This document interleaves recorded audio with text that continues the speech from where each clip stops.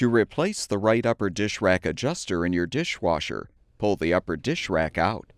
Then use a small flathead screwdriver to release the bottom tabs of both front stop clips. Fully remove the clips. Slide out the rack.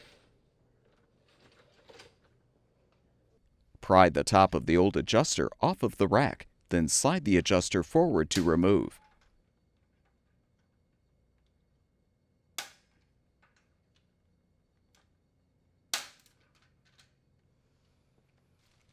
Install the new upper dish rack adjuster by aligning the bottom hooks on the rack first, then snap the top of the adjuster into place.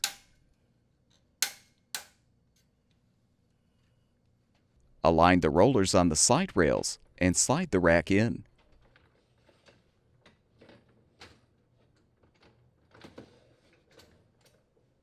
Reinstall the front stop clips by inserting them through the holes in the side rails.